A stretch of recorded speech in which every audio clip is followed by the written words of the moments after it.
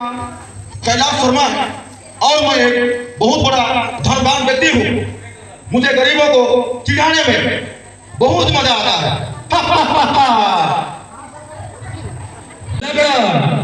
मेरा नाम मनोहर लाल है। मेरा बेटी बहुत गरीब है, मेरे बीवी भी गरीब है, मैं तो दोनों से गरीब हूँ। आप लोग यह न सोचिए कि मैं अभी गरीब हुआ, मैं तो ज्यादा पूछने से गरीब था। मेरा नाम है सरोज।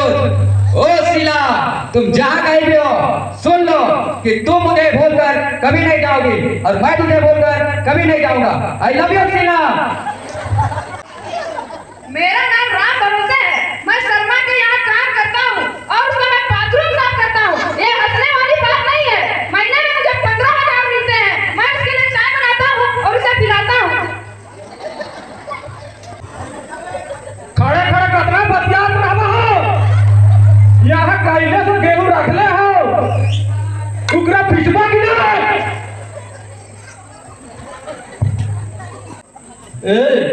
मेरा नाम कपूर है, मैं एक सीआईडी ऑफिसर हूँ। मैं धोखे और रिश्वत के खिलाफ हूँ और मेरा एक ही वसूल है, इनकाउंटर।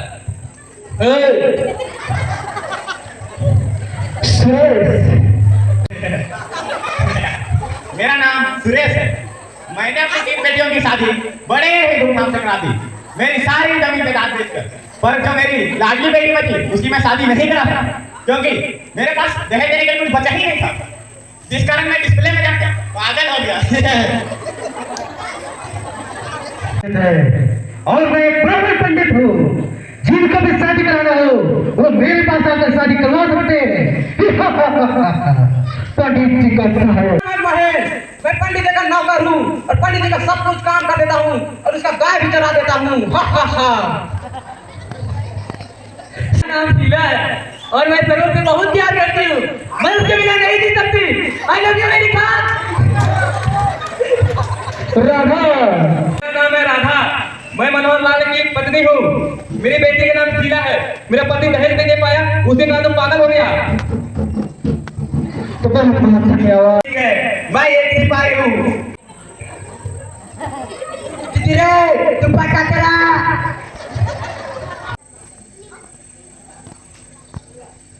आपके स्नेह से सब कुछ ठीक ठाक है। हो राम भरोसे जरा दो कप चाय तो लाना। अभी लाया मालिक। अच्छा और तुम बताइए तब। सुनाइए क्या? मैंने शीला और सरोज के संबंध में जो कुछ आपसे कहा था उस पर आपने क्या विचार किया? हाँ मैंने विचार किया है। आपका सुंदर रिश्ता है। लेकिन क्या? देखिए आप बुरा मत मानिएगा, सवाल दहेज का है। अच्छा, आप यह बताइए दहेज में क्या लेंगे? देखिए मनोहर लाल जी, या तो आप अच्छी तरह जानते ही हैं, मेरा बेटा सरोज लाखों में एक है और वह देखने सुनने में भी बहुत बढ़िया है। यह तो मैं अच्छी तरह से जानता हूं, फिर भी मैं यह जानना चाहता हूं कि आप क्या क्या क्या मांगे हैं। खैर वही कुछ ज्यादा तो नहीं है, इसे आप थोड़ा कम ही समझिए। बताइए ना। यही कुछ 50,000 रुपए नगद, लड़के के लिए एक मोटरसाइकिल, एक टीवी, एक पंखा और गले में पहनने के लिए 5 तोले की सोने की चैन। शर्मा जी, इतनी बड़ी रकम और इतने सारे सामान, फिर भी आप इसे थोड़ा बता रहे हैं।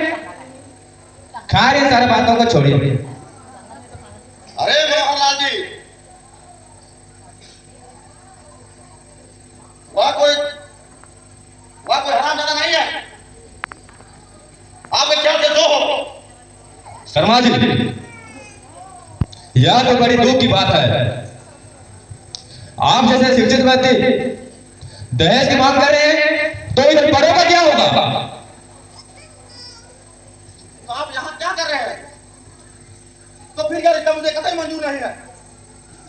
शर्मा जी, आप तो मुझे अच्छी तरह से जानते हैं, मैं हिम्मत हारने वालों से व्यक्ति नहीं हूं। मैं जो चाहता हूं वो करके रहता हूं। तो लगा दीजिए ना सब कुछ दांव पर। यहाँ क्या देख रहे हैं? हाँ, लगाना ही पड़ेगा, क्योंकि मैं अब निश्चय कर चुका हूं, मेरी लड़की के साथ ही आपके लड़के के साथ ही करूंगा। सवाल दहेज का है, उसे भी मैं पूरी अदा करने की कोशिश करूंगा। मनोहरलाल जी, मैंने ठान लिया है, अगर आप दहेज नहीं देंगे तो यह शादी मैं कभी होने नहीं दूंगा। शर्मा जी, आप यह नहीं भूले, सरकार दहेज को कानूनी अपराध घोषित कर दिया है। दहेज लेना और देना कानूनी अपराध है। लगता है शायद आप मुझे धमकी दे रहे हैं लावे।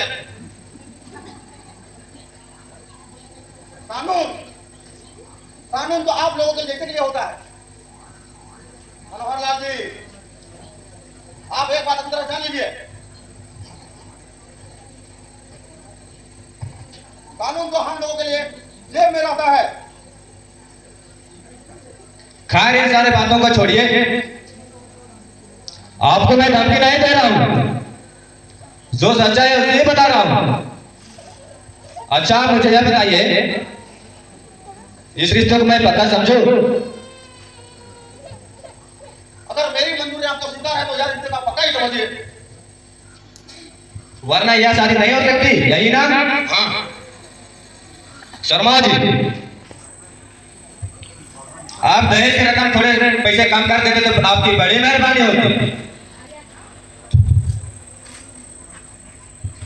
इसमें कुछ भी कम होने की गुंजाइश नहीं है। मनोहरलाल जी, आप तो अच्छी तरह जानते ही हैं, जो मैं कह देता हूं उसे मैं बदलने की मेरी आदत कतई नहीं है। पुराने दोस्ती का तो ख्याल रख लेते। मनोहरलाल जी, दोस्ती और व्यापार दोनों एक तरफ है, इसे मिलाना असंभव है, असंभव। अगर आप चाहें तो यह सब असंभव हो सकता है। ऐसा तो कभी नहीं हो सकता मनोहरलाल जी। अगर आप हमारी मांग को पूरी कर सकते हैं तो फिर दोबारा आइएगा, और आने की जरूरत नहीं है। ऐसे बात मत कीजिए, मैं आपसे फिर मिलने आऊंगा। अच्छा, मैं चलता हूँ। नमस्ते। नमस्ते। चल गए रे शीला, इधर छुपी हुई है।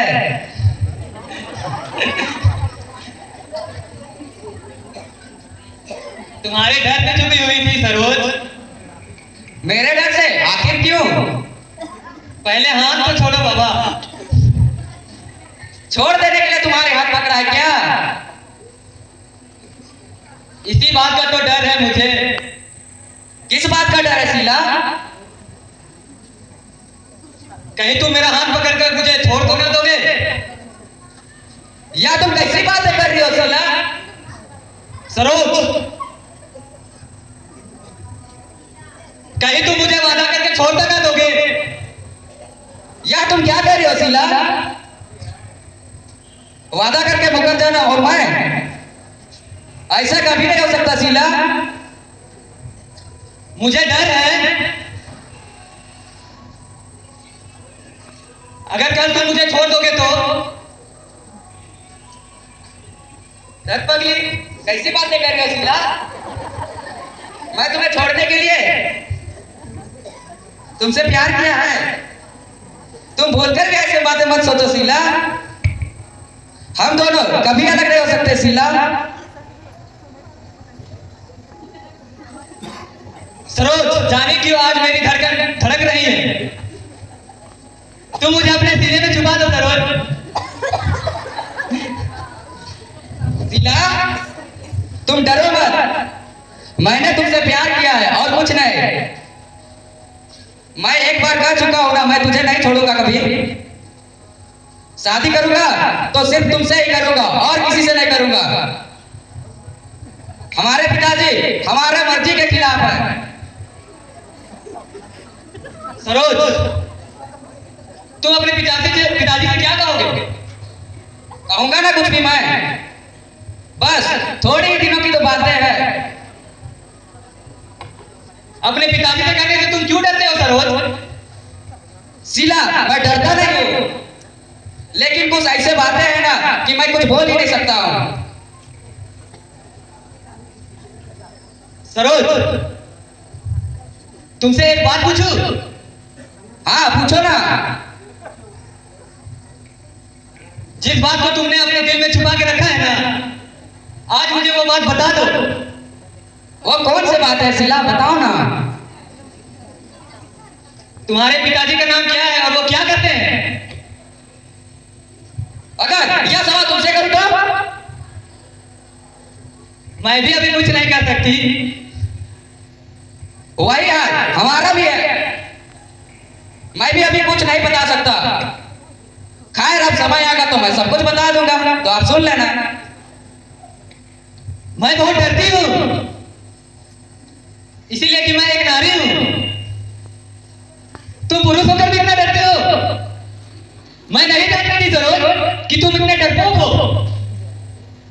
कभी कभी मैं यह सोचता हूं कि मैंने क्यों तुमसे प्यार किया है।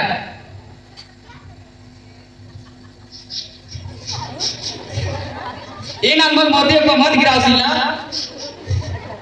सरोज, तुम मुझे बहुत दूर ले चलो सरोज, जहां हमारे और तुम्हारी तरह कोई ना हो। ऐसी बातें नहीं है शीला, इस तरह तो हमारा तुम्हारा प्यार बदनाम हो जाएगा। प्यार एक घटिया शब्द नहीं है, प्यार एक पवित्र शब्द है, पुण्य है। बस थोड़े ही दिनों की तो बात है, फिर हम दोनों की शादी हो जाएगी। 2 वर्षों से मैं तुम्हारी यही बातें सुनते आ रही हूं, और कितने दिन तक मैं प्रतीक्षा करूंगी? अब ज्यादा दिनों तक प्रतीक्षा नहीं करनी है, अब कुछ ही दिन बाकी है, फिर हम दोनों विवाह के सूत्र में बन जाएंगे। सरोज, कहीं तुम मुझे भूलते नहीं जाओगे? कैसी बातें कर रही हो शीला? और मैं तुम्हें भूल जाऊं? ऐसा कभी नहीं हो सकता शीला। तुम मुझ पर भरोसा रखो कि मैं तुझे कभी नहीं भूलूंगा। कैसे भरोसा रखूं? इस तरह के प्यार के नाटक में 2 पात्र होते हैं, एक लड़का और दूसरी लड़की। ओरे, अब मैं तुझे क्या बताऊं? तुम ऐसी बातें मत सोचो शीला। प्यार के दामन में मैं दाग लगने नहीं दूंगा। ऐसा मैं तुझे कुछ भी नहीं करूंगा जिससे हमारे प्यार पर दाग लग सके। मैं प्यार को नीचे नहीं गिरने दूंगा। मैं प्यार को इतने ऊंचे पर ले जाऊंगा ना कि लोग उसे पूजा करेंगे, पूजा। अच्छा चलो चलते हैं। ठीक है चलो तब चलते हैं। कल बाजार भी जाना है तो तेरे लिए चूड़ी उड़ी भी खरीदना पड़ेगा ना, तब ना मेकअप करके आएगी। लेकिन उसका पिता दहेज की बहुत अधिक मांग कर रहा है। उनकी दहेज की मांगे सुनकर मेरे तो हिम्मत टूट गई। लड़के के परिवार में कौन कौन है? कैलाश शर्मा और उसका पुत्र। बेचारे की मां बचपन में चली गई थी। तब तो मेरी बेटी रानी बनकर राज करेगी, राज। जैसा भी हो रिश्ता तय कर दीजिए, शीला के हाथ पीली कर दीजिए। मैं भी तो यही सोच रहा हूं शीला की मां, लेकिन उनके इतने ही मांगे हैं जिसे मुझे पूरा करना बड़ा मुश्किल हो रहा है। क्या क्या उनकी मांगे हैं? नगद 40,000 रुपया और सामान अलग। नकद 40,000? हाँ 40,000। अब तो बड़ी मुश्किल है। इसके बाद लड़के के लिए एक ठेला गाड़ी जमीन बेचने के लिए। हे भगवान! शीला की मां, शीला के साथ किसी बड़े करने की उम्मीद तुम छोड़ दो। कैसे उम्मीद मैं छोड़ दूं? कौन 4 लड़कियां हैं? यही तो एक लड़कियां हैं। सब कुछ ले देकर शीला की शादी वही घर में कर दीजिए। अपना बुढ़ापा किसी तरह कट जाएगा। या तो ठीक ही कह रही हो राधा, लेकिन मैं इतने सारे रुपये लाऊं कहां से? मुश्किल से 25-30 हजार रुपया तो बंद है, लेकिन इतने से काम नहीं चलेगा। लेकिन नगद 40 हजार रुपया देना पड़ेगा,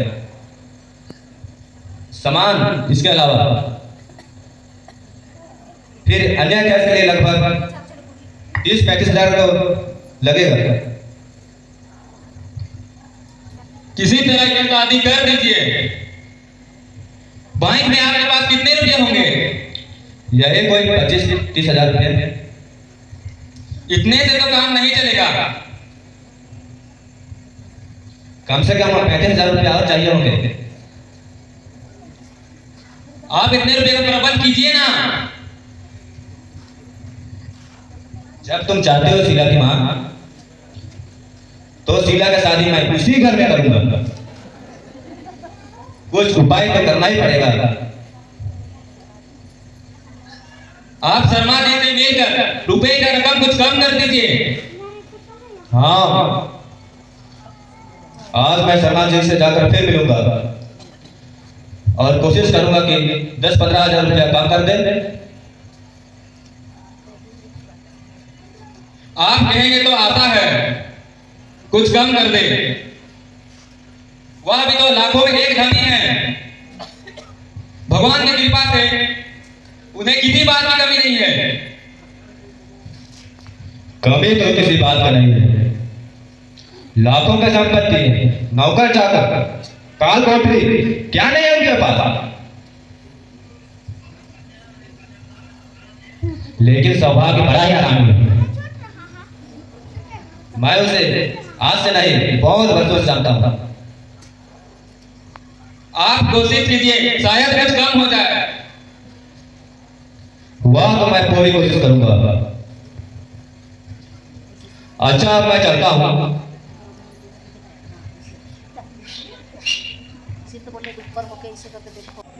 उसके से हमने बहुत रोया, बहुत गिड़गिड़ाया, लेकिन उसने दहेज के रकम से 1 रुपया कम करने से इनकार कर दिया।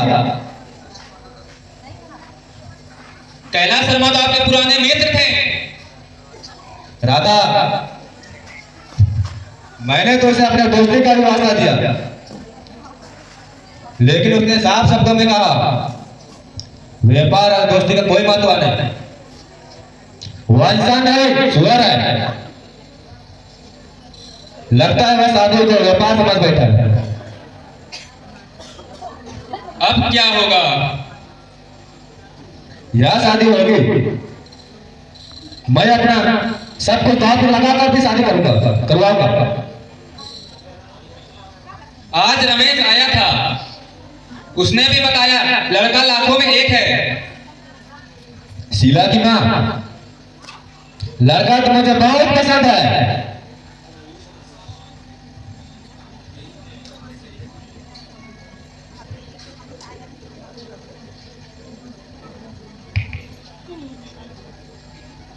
तब तो शीला बहुत खुश रहेगी। उस घर की जरूर बहू बनाऊंगी। उस लड़के को हाथ से जाने मत दीजिएगा। आज अपना वो कुछ नहीं है, कल और सारा संपत्ति। शीला तो हमारी बेटी है। हम दोनों उनके माता पिता हैं। हमारे अलावा उनका कोई को आज तो नहीं करूंगा। चलो, तुम एक बात मत भूलो। तुम यह भी मत भूलो कि मैं तुम्हारा पिताजी हूं। और तुम जानते हो तुम कौन हो, कहां से आए हो। जरा तुम भी सोचो ना मेरे बेटे। लड़की वालों को पता चल चुका है। अगर तुम इस टाइम पे मुकर जाओगे तो मुझे कैसी हालत होगी, बताओ, तुम भी बताओ।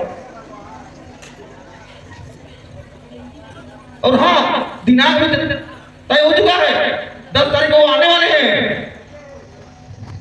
लड़के को तिलक चढ़ा देंगे रहे हैं लोग, और खिला देंगे हाँ लोग। मेरी राय भी तो आपको जान लेनी चाहिए थी। मैं कोई जानवर नहीं हूं। आप जो चाहे वो मुझसे करवा लें। मैं अच्छी तरह जानता हूं कि आप दहेज के चक्कर में में मुझसे शादी करवा रहे हैं। बेटा ये तुम कहाँ बोल रहे हो? दहेज का लेन देन तो हमारे दादों और दादों से चलते आ रहा है, इसमें छोटे जैसी बात कहाँ है? पिताजी, दहेज लेना या देना कानूनी अपराध घोषित कर दिया है। मोदी सरकार ने सही बोला है। जानते हैं, पकड़े जाने पर मोदी सरकार 5 साल की जेल कर सकती है। इस महंगा ताबड़तोड़ महंगाइयों के युग में सरासर जुर्म है। ओ सरोज, तुम इसका चिंता मत करो, तेरा बाप है ना अभी, मैं सब कुछ संभाल लूंगा। चाहे आप कुछ भी करें पिताजी, लेकिन मैं उस लड़की से कभी शादी नहीं करूंगा।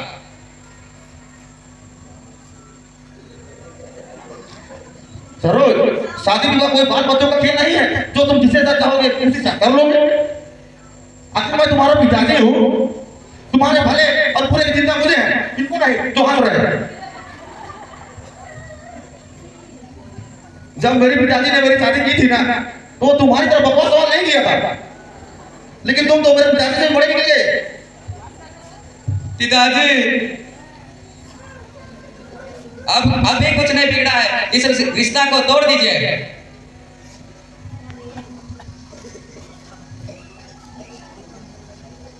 सरोज, यार रिश्ता कभी नहीं टूट सकता है। तुम्हें यह शादी करनी ही होगी। तुम भले उस लड़की को पसंद करते हो या नहीं करते हो, मैं तो करता हूँ।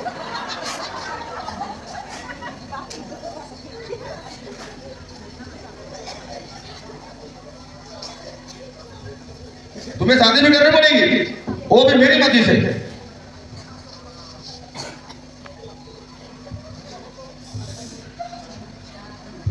यह शादी हर बेच नहीं होगी। तो क्या यह तुम्हारा आखिरी फैसला है? हाँ, मेरा यही आखिरी फैसला है। सरोज, अगर यह तुम समझते हो कि तुम समाज शर्मा के पुत्र हो, तो यह तुम्हारी बहुत बड़ी भूल है। तुम क्या एक अच्छी तरह जान लो, एक दिन तुम्हें सारी संपत्ति से खोना पड़ेगा। तब मैं देख रहा हूँ उस बंदी को कि तुम उस बंदी को कहां से सुख चैन पूरा सकते हो। पिताजी, सॉरी, अब से मैं ये गलती कभी नहीं करूंगा पिताजी। देखो बेटा, यह भी एक बहुत पुरानी लंबी कहानी है। जब मैं 15 टोली में चौमिन भूखने काम किया करता था और मेरी उम्र लगभग वही 5 से 6 वर्ष की थी, मैं और मेरी पत्नी एक शाम को ठेला लेकर लेते आ रहे थे। तब एक पागल ने हमारी ठेला को ठोक दिया और मेरी पत्नी घायल हो गई। उसके बाद क्या हुआ पिताजी? उसके बाद क्या होता, अस्पताल ले जाते ईश्वर को प्यारे हो गई। और हाँ, मेरी शादी के 5 साल हो गए थे, किंतु एक भी बाल बच्चों नहीं था। मेरे दोस्तों ने मुझे बहुत समझाया कि तुम दूसरी शादी कर लो, लेकिन मैं भी जिद्दी था, नहीं मैं दोबारा शादी नहीं करूंगा। एक ना एक दिन वो जरूर आएगी, भले वो इम्तिहान के रूप में नहीं, कुछ और के रूप में तो आएगी।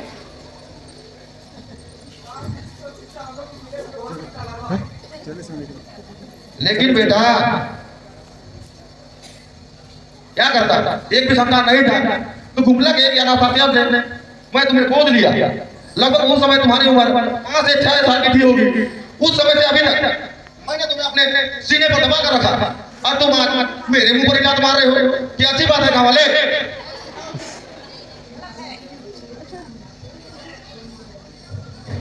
और हाँ, तुम्हें पढ़ा लिखा कर इतना बड़ा आदमी बनाया कि तुम इन जैसे बेरोजगारों की तरह बेरोजगार ना हो, बल्कि मेरे तरह चौमिन बोलो। और तुम मुझे इतने बड़े खतरे को लात मार रहे हो, जानते हो इसमें कितनी कमाई है?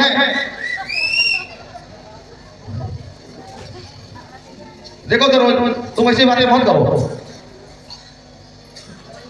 ओ पिताजी, अब आप जो भी कहेंगे आपकी बात ही मानूंगा। हाँ, अभी तुम मेरे पुत्र कहलाने के लायक हो। पिताजी, अब मैं भी आपकी तरह चौमिन बेचने का काम करूंगा। शाबाश मेरे बेटे।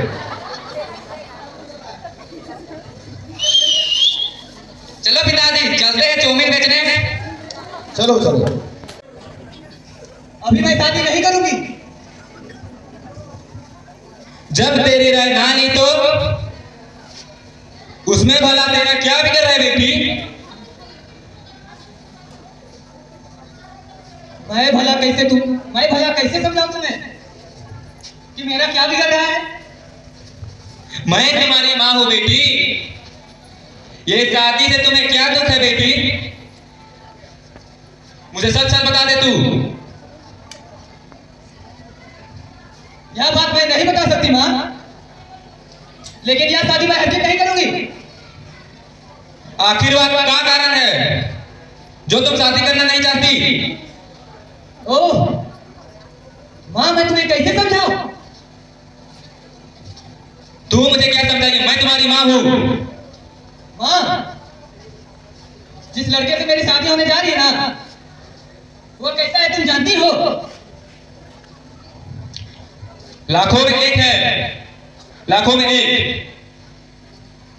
या तुम कब से जानती हो? तेरे पिताजी ने बताया था। उसने बताया कि लड़का बहुत नेक है।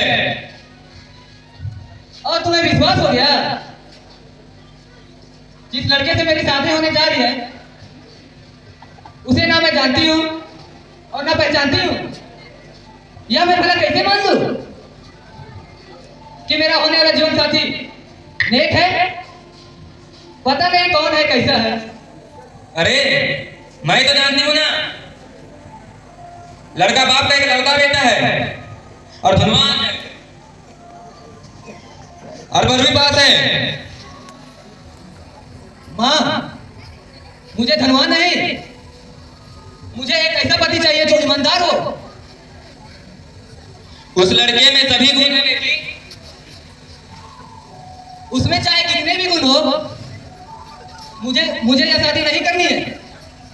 शीला, बेटी जब जवान हो जाती है तब माँ बाप के कंधों का बोझ बन जाती है। अच्छा, अब मैं तुम लोगों के कंधे का बोझ बन गई हूँ? बेटी, ये बात मैं नहीं बता सकती और मैं अकेले नहीं कह रही हूँ, ये सांसारिक बात है। माँ, मैं तुझसे कितनी प्रार्थना कर रही हूँ कि मुझे मजबूर मत करो। यह शादी मुझे नहीं करनी है। अब ये कैसे हो सकता है? दहेज की रकम अदा हो चुकी है, विवाह का तिथि भी निश्चित हो चुकी है, सभी रिश्तेदारों को न्योता मिल चुका है। ऐसे हालत में शादी रुकना संभव है।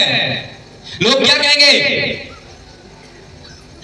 लोगों को जो कहना है कह देने दो, लेकिन यह शादी मैं हरगिज़ नहीं करूंगी। बेटी, शादी विवाह के मामले में बच्चे जिद नहीं करते। मैं कुछ समझ नहीं पा रही हूँ, तुम शादी करने से क्यों इनकार कर रही हो? ओ माँ, अब मैं तुम्हें कैसे समझाऊं? ठीक है, जो तेरे पिताजी जाने और तू जाने, मैं कुछ नहीं जानती। मैं पिताजी के सामने कुछ भी नहीं कर सकती।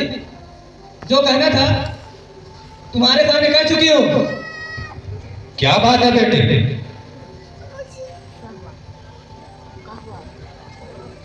अब मैं कुछ नहीं जानती, जो पूछना अपनी बेटी से पूछिए। क्या बात है बेटी शीला? जो पूछना अपनी बेटी से पूछिए, मैं कुछ नहीं जानती। क्या हुआ बेटी?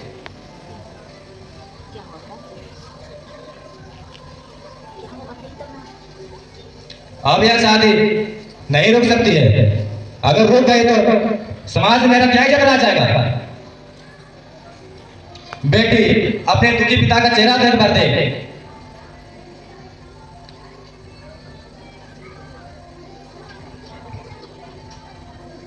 बेटी, मैं तुमसे इज्जत की भीख मांगता हूं। अगर तुमने शादी नहीं किया तो मैं खाने बोले से कूद कर मार जाऊंगा। नहीं पिताजी, नहीं। आप आत्महत्या नहीं कर सकते हो।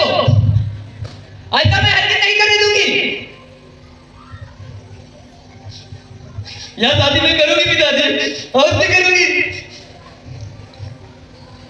बेटी, मेरे लाडले बेटी, तुमने मेरी इज्जत बचा ली।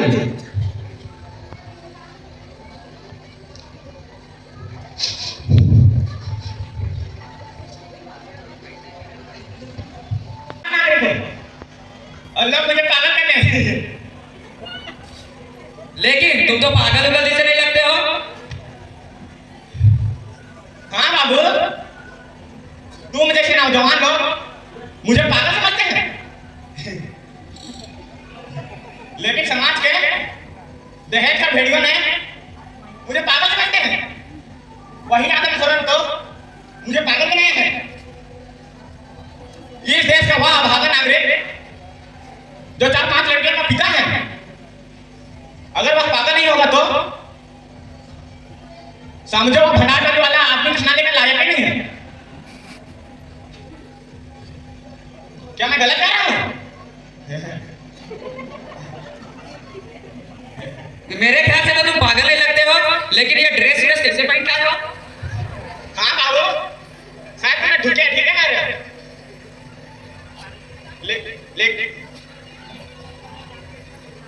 लेकिन यह हालत तुम्हारी कैसे हो गई है?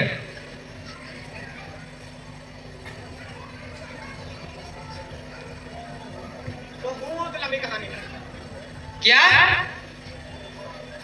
एक समय था जब मैं अच्छे व्यक्ति में गिना जाता था, परंतु यह हमारा दुर्भाग्य था। जब मेरी 4 लड़कियां थी, सारी जायदाद बेचकर मैंने 3 लड़कियों की शादी बड़े धूमधाम से करा दी, पर मेरी सबसे छोटी लाडली बेटी की शादी नहीं कर सका। क्यों? क्यों का जवाब तो मेरे पास नहीं है। बस यही समझो, हमारी सारी संपत्ति तो दहेजखोरों के पॉकेट में चली गई। बस एक झोपड़ी बच गया और एक मेरी लाडली बेटी। और हाँ, मकान पूरा 40,000 का था। लड़के वाले की नाम थी 50,000। बाकी का मैं 10,000 कहाँ से लाता? ओ, ऐसी बातें हैं। हाँ, ऐसी बातें हैं। कैसे कैसे लोग रहते हैं इस धरती पे? मुझे बहुत हंसी आती है। वो जालिम को दहेज लेने वाला है। मुझे तो बहुत गुस्सा आता है। एक पैसे खून कर दूं और मैं डायरेक्ट फांसी में जाऊंगा। बाबू साहब तुमने नहीं जानते, इस समाज में ऐसे ऐसे सब दहेज पर भेड़िए हैं, धन और धन दोनों ले लेते हैं। यह बहुत ही दुखद कहानी है भाई। कैसे कैसे लोग रहते हैं बताइए आप भी। और जानते हैं बाबू, आज अपने देश में हजारों ऐसी लड़कियां हैं जो दहेज के कारण कुंवारी पूरी बैठी है, पूरी किस्मत नासिब हो रही है। और हजारों ऐसी भी लड़कियां हैं जो अपने सारे बाजारों में बेगुनाह मासूम कलियों को पूरा रंगा जाता है। इन्हीं कारण से सारी मेरी अपनी सारी संपत्ति बेचकर 3 लड़कियों की शादी बड़े धूमधाम से करा दी। बस एक ही लड़की की शादी मच गई।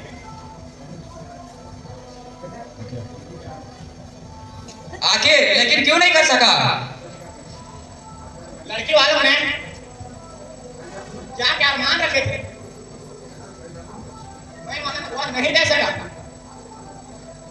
और या तुम नहीं समझ सकते मेरे बच्चे, मेरे पास सिर्फ एक झोपड़ी है, उसे मैं बेचकर 35,000 रुपए तो लड़की वालों को मैंने दे दी। तो बाकी के 20,000 मैं विवाह के मंडप फेरे पड़ने से पहले का वादा देने का वादा किया मैंने। पर हाँ यार मेरी किस्मत, बाकी का मैं 10,000 रुपए नहीं दे सका और पूरी बारात वापस जिसके कारण हमारी मैया केला के पेड़ पे चढ़ के कूद गई। उसके बाद हमारी पत्नी ने जहर खाई और आत्महत्या कर ली। सका ना जी सका। लेकिन तुम तो जी रहे हो, जिंदा है। हाँ बाबूजी, मैं जी रहा हूँ उन दहेजखोर भेड़ियों का जनाजा उठाने के लिए। लेकिन सरकार ने दहेज लेने और देने वालों को तो कानूनी अपराध घोषित किया है। देने वाले तो मजबूर हैं, लेकिन लेने वाले के लिए बहुत बुरा हो रहा है। क्यों, कैसे? यही बोल, अब दहेजखोरों के लिए कफन कहाँ से खरीदा जाए? अच्छा भाई, अब मैं चलता हूँ, बहुत देर हो गई है। हाँ तुम भी जा बाबू। आप एक ही अरमान है, उन गुड़ियों का विवाह शादी करके मैं सुख के लिए सो जाऊंगा।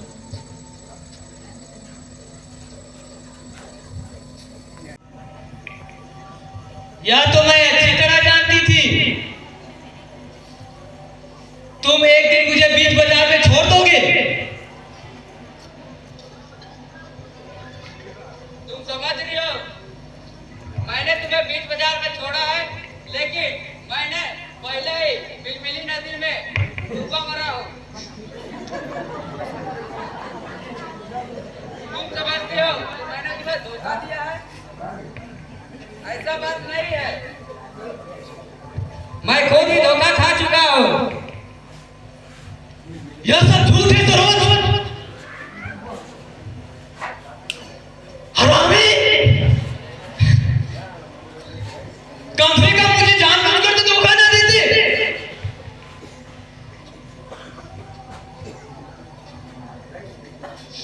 मैं तुम्हारी बातों में आकर सब कुछ खो दी, कुछ भी ना पा सकी। वर्षों से तुम्हारी कामना करती रही, लेकिन आज तुमने प्यार निभाने के वादे किए थे, कसमें खाई थी, वह सब झूठ था, नाटक था। शीला, अब उन बातों को भूल जाओ। अब वह बातें अब अतीत की गहराइयों में डूब गई है। तुम भूल सकते हो सरोज, मैं नहीं भूल सकती। हाय, मैंने क्या क्या सपने सोचे थे। शीला, हो सके तो तुम भी अपनी शादी कर लो, मैं तुम्हें सदा के लिए भूल जाऊंगा। मैं तुम्हें भूल जाऊं? ये तुम क्या कह रही हो सरोज? ऐसी बातें करते हुए तुम्हें शर्म नहीं आती? इसी बात पर तुम मुझसे शादी करने का दम रखते थे, या अगर मैं जानती ना कि तुम एक डरपोक हो, कायर हो, तो मैं बोलकर भी तुझसे प्यार नहीं करती। ऐसी बातें नहीं है शीला, मैं एक ऐसे दौरे पे खड़ा हो गया हूं ना कि एक तरफ मिलमिली नदी है और दूसरी तरफ हगरी गढ़ा है। मैं सोच रहा हूं कि किधर जाऊं। सरोज, मेरे माता पिता मेरी शादी करने जा रहे हैं, पर मैं यह शादी नहीं करूंगी।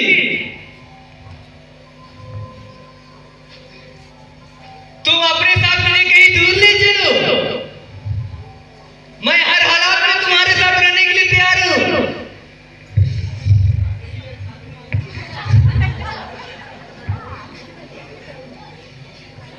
शीला, शीला, मैं ऐसा कभी नहीं कर सकता हूँ शीला।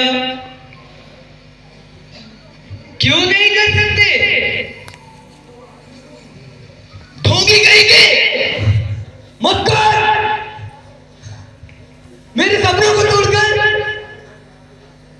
अपनी मजबूरी जाहिर कर रहे हो।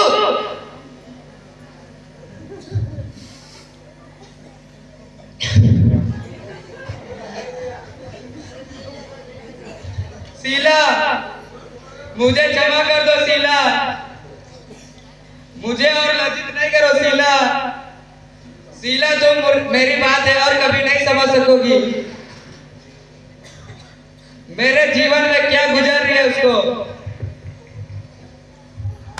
तुम्हारी शादी होने जा रही है, अब तुम खुशी खुशी अपनी शादी कर लो।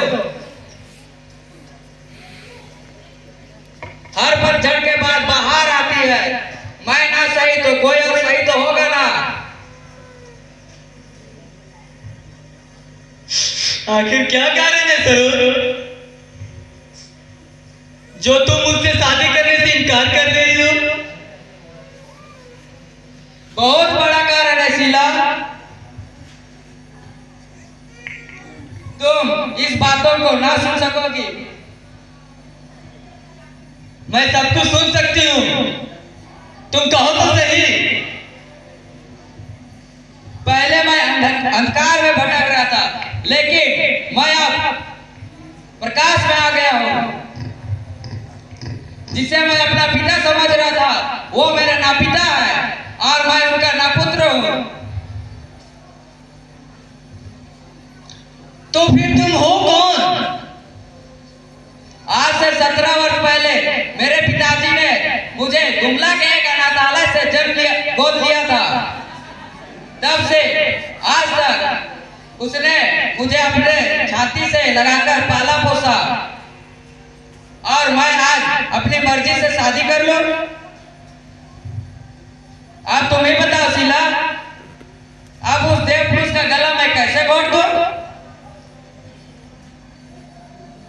शीला तुम निर्दोष हो, मैं तुम्हारा अपराध हूं शीला। ओह, तो यह सरोज अपनी खुशियों के लिए दूसरों की खुशी नहीं छीन सकता? शीला तुम जहां कहीं भी रहोगी सदा सुखी से रहना। मेरी शुभकामना यही है कि सदा तुम्हारे साथ। मुझे तुझ पर विश्वास है कि तुम सदा खुश रहना। मुझे बोलकर अब उसके हो जाना, अपने पति की सेवा करना, तो मैं समझूंगा कि मेरा प्यार साकार रहा। शीला, शीला तुम मुझे अब आज्ञा दो, मैं जा रहा हूँ शीला। फिर तुम्हारे जिंदगी में कभी लौट कर नहीं आऊंगा। जाओ सरोज जाओ, मैं तुम्हें बोलने की जरूर कोशिश करूंगी।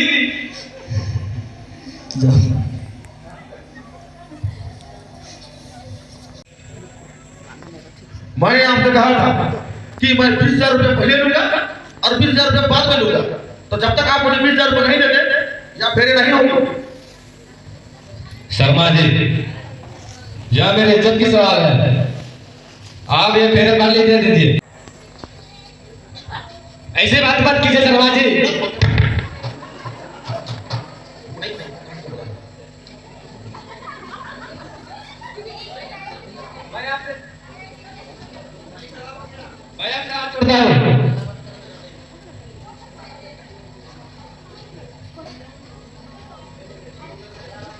आप अपनी बकवास बंद कर दिए मनोहर लाल जी।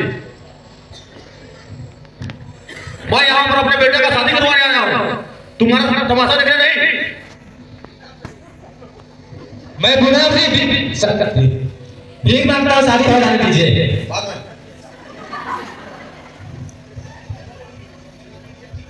देखिए, मैं आपको दोबारा बता रहा हूँ, दहेज के बाकी रुपये लिए या शादी में कभी पकड़े नहीं दूंगा। मनोहर लाल जी, मैं पुनः से दया की भीख मांगता हूँ। दया की भीख नहीं दूंगा। तुम भी बहुत अच्छा बने कर लेते हो। उस दिन तो बड़ा आपने चाव से कहा दिया था कि 20,000 रुपया शादी से पहले आपके मुंह पर फेंक दूंगा। आज क्या हुआ? सांप हो गया कि गुम में आ गया। तो फिर क्यों भीख मांग रहे हैं?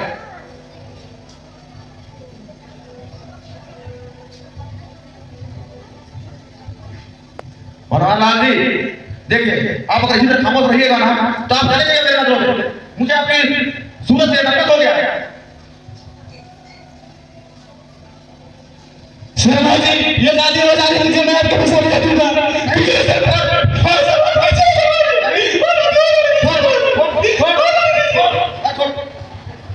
आराम जादे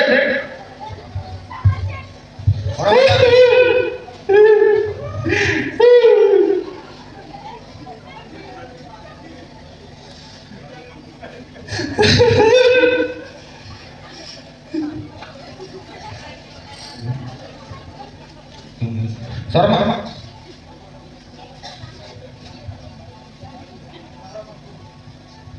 शर्मा मनोहर लाल जी, यह सब बेकार की बातें हैं। मैं इन सब बरातियों को लेकर वापस लेके जा रहा हूं। अब यह शादी नहीं होगी। चल बेटा, सुनो, खड़े हो। चल।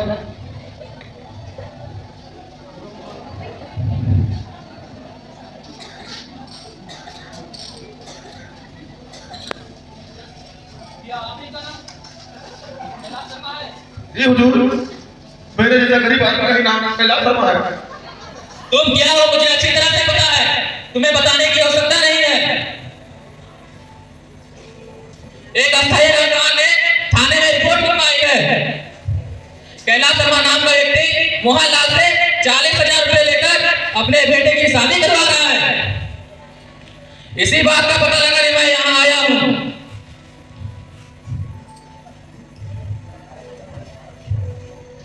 और मैंने तुम दोनों की बात सुन ली है।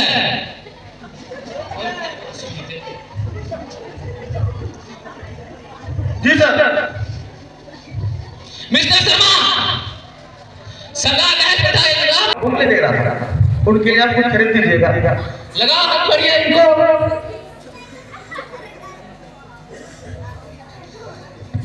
क्या हुआ जी? आ गया ना, नशा सब उतर गई ना आपकी? समझे जी, मुझे बताइए। जी आप कौन? समझे जी, कहाँ से आए हैं?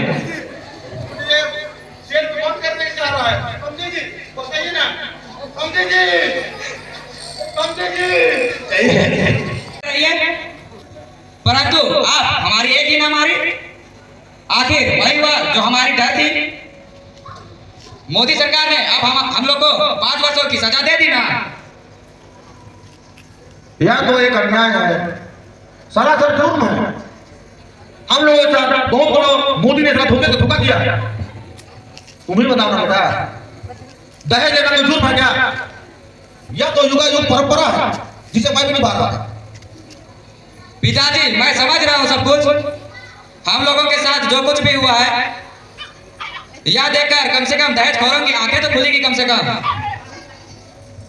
या तुम क्या कह रहे हो बेटा? मैंने ठीक कह रहा हूँ पिताजी। शायद आपको पता नहीं है, दहेज रूपी भेड़ियों ने कितने एक बारी को खा बैठी है। कितने एक घर टूट फूट चुके हैं और बर्बाद भी हो गए हैं। लेकिन पिताजी, समाज के निंदा दहेज खोरों ने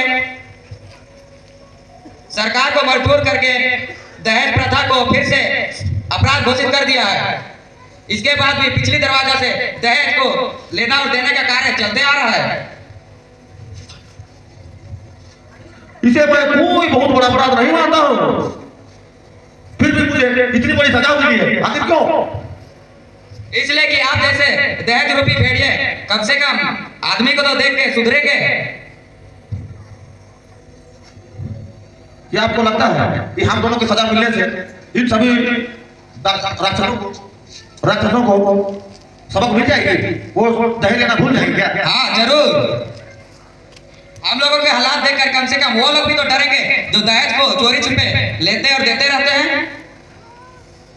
शायद तुम ठीक कह रहे हो बेटे। मैंने तो पाप किए हैं ना, अब उसे प्रायश्चित तो करना ही पड़ेगा। अब तुम अपने व्यापार को बचाने की कोशिश करो। कल अपना मैनेजर विद्या तुमसे मुलाकात करने आएगा तो तुम उसे ढंग से समझा देना।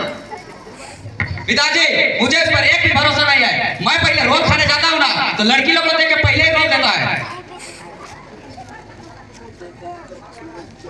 अब क्या करें बेटे, अब तो विश्वास करना ही पड़ेगा।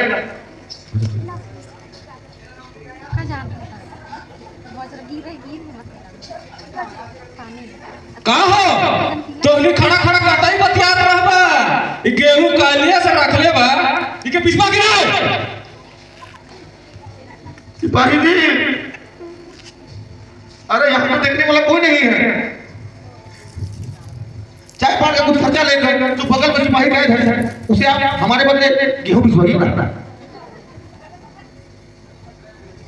तोहने हमरा के घूस देना चाहता, जाओ जाके आटा पीस,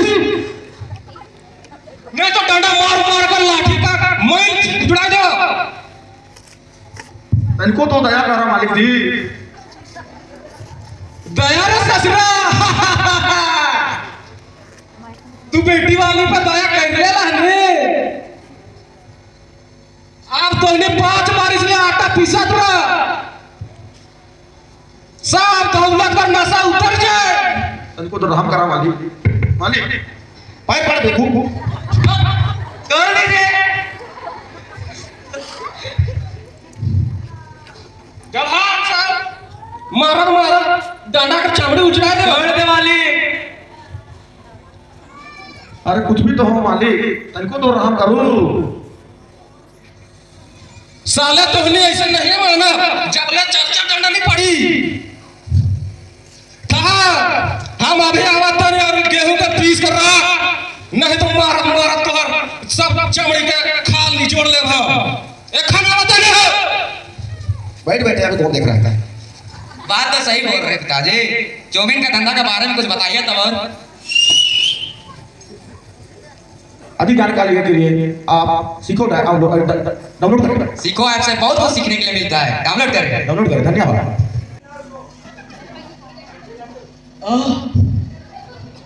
तुम आ गए सरोज, मैं जानती थी तुम जरूर आओगे। तुम आराम करो शीला, रोकर तुमने अपनी हाल कैसे बना रखी है।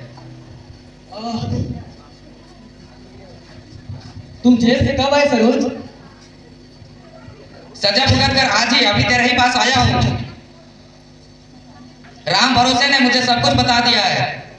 मनोहर लाल की लड़की तुम ही हो ना शीला। ईश्वर भी कैसे अन्याय करता है। तुम दुल्हन बनी, मंडप युवा में बैठी हुई थी और मैं उठकर चला गया। मैंने तुम्हें पाकर भी खो दिया है शीला। मुझे भी बाद में सब कुछ पता चल गया सरोज। अनजाने में मुझसे बहुत बड़ी भूल हो गई है शीला।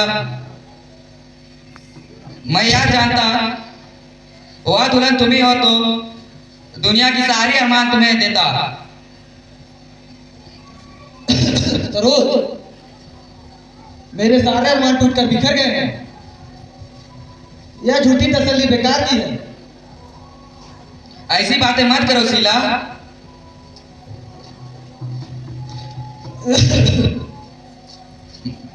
मैं तुम्हारे सपनों का साकार करूंगा शीला। सरोज,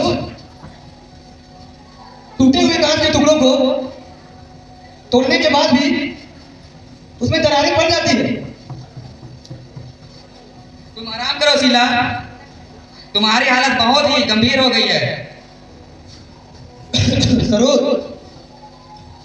अब मुझे जीने की उम्मीद नहीं है सरोज। पता नहीं कब मेरी दिल की धड़कन रुक जाए।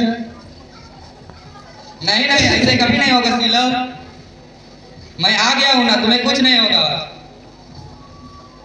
तुमने आने में बहुत देर कर दी सरोज। अब मैं कुछ ही क्षणों की मेहमान हूं। तुम चिंता मत करो शीला, तुम जल्दी ठीक हो जाओगी। यह उम्मीद छोड़ दो सरोज। शीला शीला, ओ शीला, तुम्हें क्या हो गया? भगवान शीला को बचा लो भगवान। मेरे गुनाहों की सजा शीला को मत दो। सरोज, अब मुझे विदा दो सरोज। मैं नहीं, मुझे छोड़कर मत जाओ सरोज। मेरे दिल में खाली एक ही अरमान है, एक ही अरमान बाकी रह गई है। मैं तुम्हारी दुल्हन ना बन सकी। शीला, मैं तुम्हारी उस अरमान को पूरा करूंगा शीला।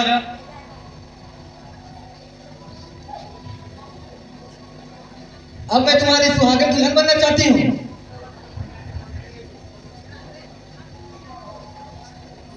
मेरे सारे अरमान पूरे हो गए सरोज।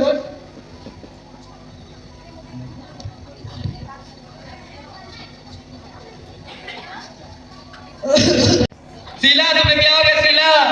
शीला, शीला, शीला। कौन हो तुम? वही सरोज तुम? उसी सूरत का औलाद हो ना तुम, जो मेरे भोली भाली बेटी को प्यार के जाल में फंसा कर पागल कर दिया। लेकिन तुम रो क्यों रहे हो? मैं शीला से प्रेम करता हूँ, ये मर गई। शीला, मेरे बेटी, तुम मर गई बेटी।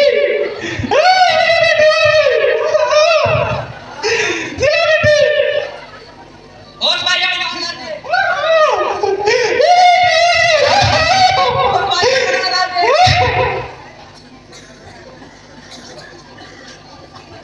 इस समाज में बेटी वाले पिता के बारे में कोई नहीं जानता। साले सब लड़कों को पिता हड़िया दारू पी के पागल हो जाते हैं। कब जागोगे तुम लोग? मेरे बेटी मार गए।